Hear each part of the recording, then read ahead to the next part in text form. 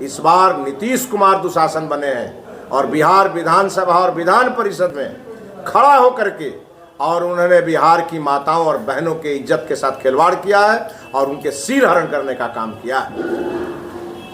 और अगले दिन वो माफी मांग रहे हैं और माफी मांगते मांगते नीतीश कुमार इस हद तक गिर जाएंगे कि रविदास समाज के एक ऐसे पूज्य नेता श्री जीतन राम मांझी, जिनके चेहरे की आड़ में कुछ दिन तक नीतीश कुमार ने अज्ञातवास काटा था, अपने फायदे के लिए अज्ञातवास लिया था और जीतन राम मांझी को मुख्यमंत्री बनाया था। जब जीतन राम मांझी ने बिहार के लिए फैसले लेने लगे तो जीतन राम मांझी को हटा दिया और वही जीतन राम मांझी जो कुछ सवाल कर रहे थे, उनके बहुत ही प्रासंगिक सवाल थे कि बिहार के गरीब लोगों का की उन्नति केवल आरक्षण से नहीं होगा, उनके लिए कुछ और करना पड़ेगा। नीतीश कुमार भड़क गए और क्या क्या उन्होंने भाषा का इस्तेमाल जीतन राम मांझी से किया है आप सभी को मालूम है। इसलिए मैं आज बिहार की करोड़ों जनता का आह्वान करता हूं, एक समय आ गया है कि बिहार के अब हर प्रकार के लोग, चाहे वो किसी वर्ग के क्यों नहीं हो, उनको कृष्ण के रोल में आना चाहिए। और ऐसे व्यक्ति को आप ही के आशीर्वाद के कारण ये बिहार के गौरव बने थे और इन्होंने उस बिहार के गौरव को मटिया मेट कर दिया विधानसभा में बोल करके। अब नीतीश कुमार को अपने कुर्सी पर, अपने सत्ता पर बैठे रहने का 1 मिनट भी अधिकार नहीं है। और हद तो तब हुई है जब आप लगातार एक बात देख रहे होंगे कि वो एक ही बात कहते हैं, किसी को मालूम नहीं है, सब हम ही जानते हैं और उनके इर्द गिर्द रहने वाले जो उनके लोग हैं वो इस पर पर्दा डालने का प्रयास कर रहे हैं। लेकिन आज पूरे भारतवर्ष में जिस बिहार की चर्चा डॉक्टर राजेंद्र प्रसाद जी के नाम होती थी, जिस बिहार की चर्चा कभी बौद्ध और जैन के नाम पर हुआ करता था, जिस बिहार की चर्चा सीता मैया के नाम पे होती थी, आज उस बिहार की चर्चा अब लोग कहते हैं कि मानसिक दिवालियेपन का जो शिकार व्यक्ति है वो बिहार का मुख्यमंत्री बन कर बैठा हुआ है और बिहार की अस्मिता के साथ खिलवाड़ कर रहा है। इसलिए मुख्यमंत्री को स्वयं इस्तीफा देना चाहिए और यदि मुख्यमंत्री ने इस्तीफा नहीं दिया तो बिहार की जनता आगे बढ़ेगी और नीतीश कुमार से इस्तीफा लेगी। और साथ ही साथ महागठबंधन के नेताओं को मैं आगाह करना चाहता हूं, नीतीश कुमार के जिस नाव पर आप सवार हो, नीतीश कुमार की नाव तो डूब गई, अब आप भी बचने वाले नहीं हो। जितना जल्दी हो किनारा पकड़ लो, क्योंकि नीतीश कुमार का अब बिहार की राजनीति में बचना असंभव है, नामुमकिन है। जब भाजपा कब नीतीश कुमार को माफ करेगी? भारतीय जनता पार्टी को आज अफसोस है और आज स्वर्ग में अटल बिहारी वाजपेयी जी की आत्मा रो रही होगी, करा रही होगी कि जिस नीतीश कुमार को हम लोगों ने सड़क से उठा के सत्ता में बैठाया, बिहार के विकास के लिए बैठाया, वो नीतीश कुमार ने बिहार की अस्मिता के साथ खिलवाड़ किया। आज बिहार के जितने भी नौजवान, बिहार के जो लोग बिहार से बाहर रहते हैं, आज वो मुंह दिखाने के काबिल नहीं है। मेरे बिहार से बाहर के बहुत सारे भाइयों से मेरी बात हुई है और लोग ताना मार रहे हैं कि किस प्रांत के हो, तुम्हारा मुख्यमंत्री ऐसा व्यवहार करता है। और इसलिए मित्रों, आज सचमुच बिहार की 13 करोड़ जनता कराह रही है और नीतीश कुमार के आचरण से कराह रही है। और आज महागठबंधन के लोग हंस रहे हैं, महागठबंधन के लोग जश्न मना रहे हैं। ये जश्न कभी कौरव की सेना ने भी मनाया था और वो लोग भूल गए थे कि सत्य और असत्य, कहीं ना कहीं धर्म और अधर्म और सत्य असत्य है। इसलिए आज मैं नीतीश कुमार को दुशासन की संज्ञा देता हूं। ये नीतीश कुमार ठीक उसी दुशासन की तरह जो दुशासन द्रौपदी का चीर हरण कर रहा था, आज नीतीश कुमार जैसा व्यक्ति जो दुशासन के रूप में बिहार विधानसभा और विधान परिषद में खड़ा होकर के और बिहार की 5 करोड़ महिलाओं का सील हरण इन्होंने किया है, इनको बिहार की जनता माफ नहीं करेगी। नीतीश कुमार ने माफ़ी तो मांग ली, लेकिन उनके जो नेता हैं वो भी अभी भी उसी बात पर हैं कि उन्होंने कोई गलत नहीं किया। ये सब बेशर्म है, निर्लज है। इन्होंने राजनीति के फायदे के लिए और वोट की राजनीति के लिए इन्होंने अपना शर्म बेच दिया है। और चिंता मत करिए, 24 का चुनाव आने दीजिए और 25 का चुनाव, वो नेता कहीं सड़क पर खड़ा होने लायक नहीं रहा। लेकिन जिस तरह से नीतीश कुमार ने सदन में महिलाओं के ऊपर टिप्पणी किया था, वैसे में विपक्ष भी वहाँ मौजूद था, विपक्ष भी हंस रही थी, मुस्कुरा रही थी और इसके बाद विरोध करना क्या आपको विपक्ष का रोता हुआ चेहरा भी दिखा होगा। हमारे विपक्ष की एक माननीय सदस्य निवेदिता सिंह की आंखों में आंसू थे और विपक्ष हतप्रभ था जिसकी कल्पना किसी ने नहीं की थी, वो काम नीतीश कुमार ने सदन में किया। इसलिए 2 मिनट के लिए तो विपक्ष भी हक्का बक्का रह गया, ये हो क्या रहा है। और आज जितने लोग इस बात की मांग कर रहे हैं कि नीतीश कुमार आज पूरी तरह से डिरेल हो गए हैं, उनका मेडिटेशन होना चाहिए, उनकी कहीं ना कहीं उनकी जांच होनी चाहिए, चिकित्सीय जांच की जरूरत है, ये निश्चित रूप से महागठबंधन के लोगों को कराना चाहिए। क्योंकि एक बात को लेकर के हम लोग चिंतित हैं कि अगर मुख्यमंत्री की मानसिक हालत ठीक नहीं है तो कब क्या वो निर्णय लेंगे, कब क्या वो कर देंगे, कब क्या वो आचरण कर देंगे। और बिहार जितना शर्मसार हुआ है उससे और नीचे कहीं शर्मसार बिहार को नहीं होना पड़े, इस बात की हम सभी को लेकिन बोलते हैं कि नीतीश कुमार कोई गलत बात नहीं बोल रहे हैं, विदेशों में भी इस तरह सेक्स की शिक्षा दी जाती है। राजद नेता चले जाए अथी में, वेस्टर्न कंट्री में। ये भारत है ना, ये भारत की तहजीब थोड़ी अलग है, ये पश्चिमी देशों की तरह भारत की तहजीब नहीं है।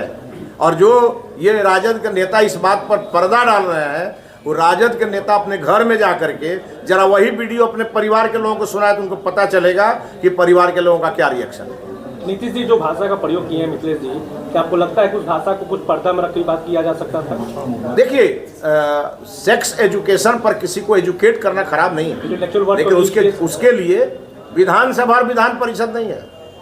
कुछ लोगों ने कहा किताब में पढ़ाया जाता है, तो भाई ज्ञान तो किताब में दिया जाता है, एक व्यक्ति देता है, दूसरा व्यक्ति लेता है। ज्ञान लेना चाहिए। बायोलॉजी की पढ़ाई जब कोई स्टूडेंट पढ़ता है ना, डॉक्टरी की पढ़ाई, तो वो शरीर के जितने भी अंग हैं सभी अंगों के बारे में पढ़ता है, लेकिन चौराहा पर और गांधी मैदान में खड़ा होकर के उसकी नुमाइश नहीं करता।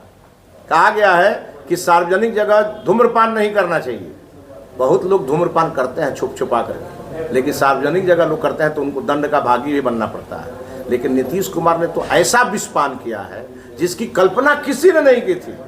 मैं देख रहा हूँ आजकल हर जगह मोबाइल में वही चल रहा है, और जैसे वो आता है लोग तुरंत उसका स्क्रीन चेंज कर देते हैं, क्योंकि किसी को भी बिहार की और देश की संस्कृति वो सब सुनने की नहीं है।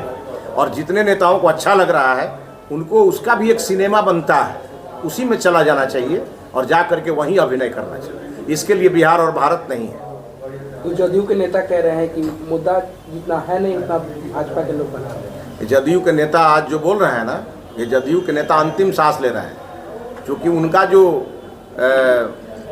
मेन चेहरा था, जिस चेहरे पर वो राजनीति करते थे, उस चेहरे के बारे में थोड़ा चिंता करें वो कि क्या हो गया।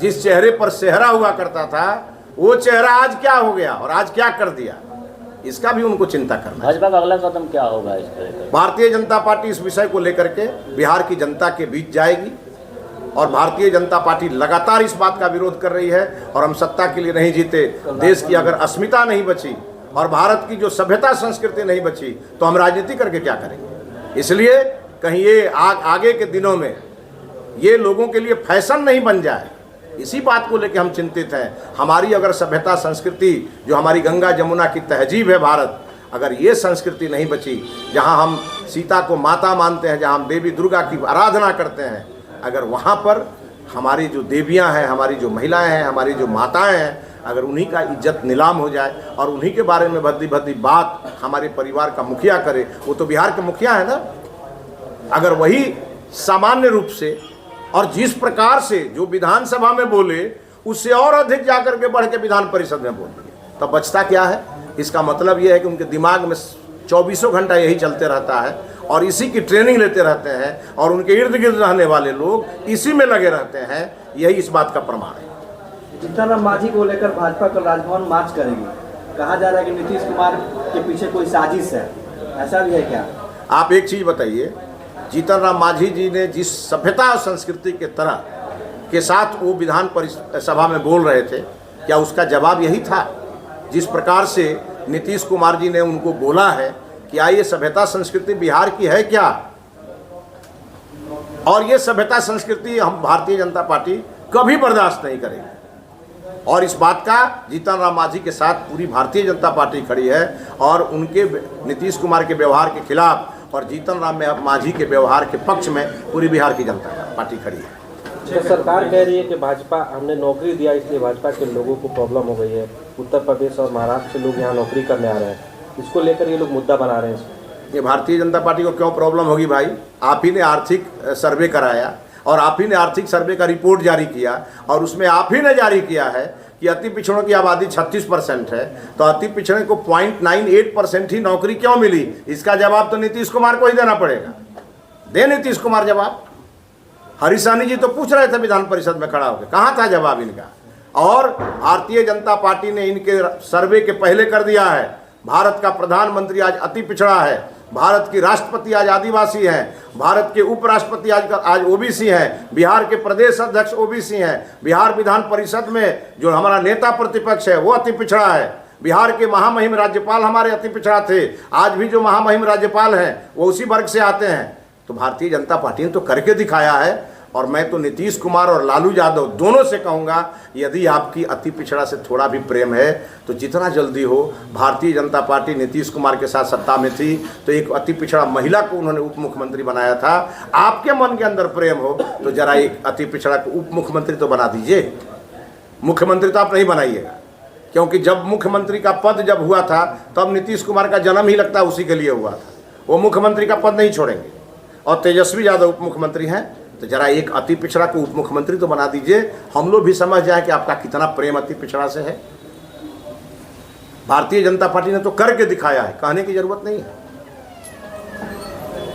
अच्छा, जिस तरह से बाहर के लोगों को रोजगार मिला, बिहार के कई युवा अभी भी रोजगार के लिए भटक रहे हैं, इसको किस तरह से देखते हैं? देखिए, पिछले 33 वर्षों से 2 ही लोगों का राज बिहार में रहा है।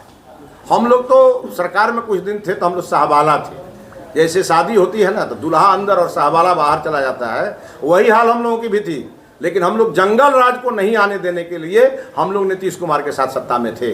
तो बिहार में तो 2 ही आदमी का सत्ता रहा है, नीतीश कुमार और लालू यादव का, और उसके पहले कांग्रेस पार्टी का। तो बिहार से आज पलायन हुआ है अगर करोड़ों की संख्या में। बिहार के युवा वो रोजगार के लिए भटक रहे हैं और बिहार के लोग आज इस बात को लेकर चिंतित हैं कि बिहार में रोजगार नहीं है, उद्योग धंधे नहीं है। तो इसका जवाब तो कांग्रेस पार्टी को, लालू यादव को और नीतीश कुमार को देना पड़ेगा।